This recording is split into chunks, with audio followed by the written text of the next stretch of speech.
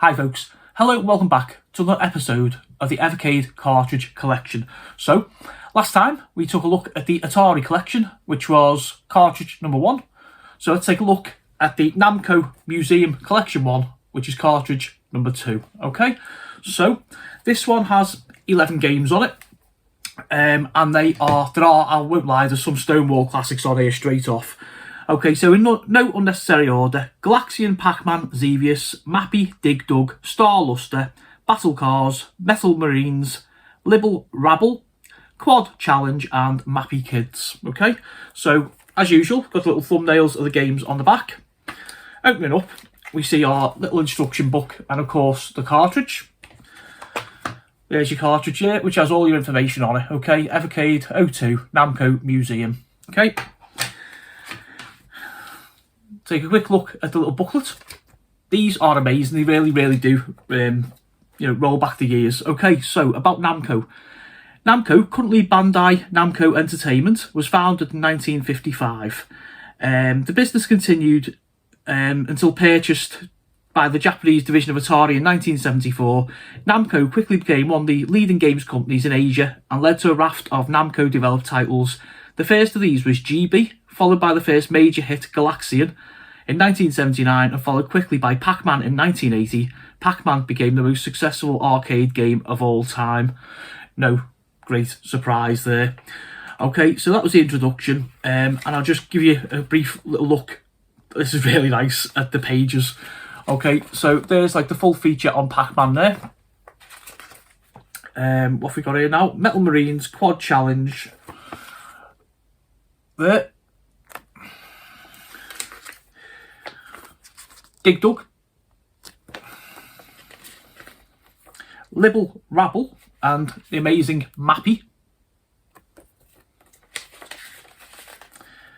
The awesome Galaxian. Who doesn't love Galaxian? There's like a little clue as to like one of the top 3 games at the end. Battle Cars and Xevious. And of course Star Luster and Mappy Kids. Okay folks, so before I drop down and show you some coverage of the games, my favourite 3, I need to note for anyone who was thinking about buying this cartridge, it'll only work on the handheld. It doesn't work on the VS for the simple reason, upon research, it appears that it was only licensed to play on a handheld console. Evercade then went along and made the VS, and I'm not sure about the legal wrangle. Basically, you cannot play this cartridge on the Evercade VS. It would be nice if they went away and sorted that, but hey ho. So as I say folks, just one for your handheld. With that in mind, let's drop down. I'll show you footage of my favourite 3 games, and then we'll come back up and I'll tell you what I think about this cartridge.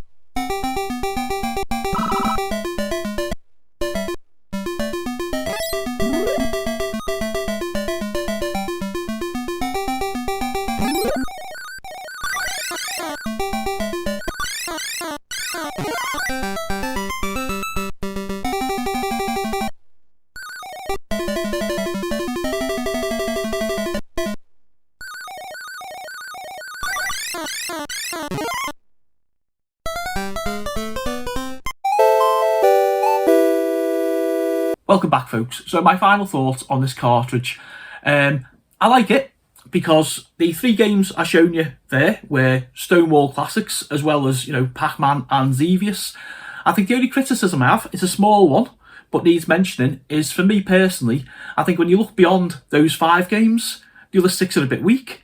But that's only personal opinion. You know, there might be one of those games in there, might be your favourite Namco title. You know, well worth a purchase. I mean, the fact you can only play it on the handheld over the VS is a little bit of a bummer, but you know, it's not a deal breaker. Okay, so I'm going to leave it there. Leave me a comment below. Was I wrong in leaving Pac-Man out? And I suspect there's going to be quite a few people who are going to roast me for that one. That's fair enough, but you know, it's personal choice, isn't it? What are your favourite games on the cartridge? Are you a fan of one of the ones I did mention that I thought were a little bit weaker? Okay, would you buy this cartridge? Are you getting hooked on Evercade like I am? And also, before I go, do you want to see next episode's cartridge? I can do that for you. Okay, so it is going to be cartridge number 3, and it's going to be Data East Collection 1. Some really good little games on there. Okay, folks, all the YouTube stuff I'm going to leave. Let's keep it retro, and I'll see you all next time.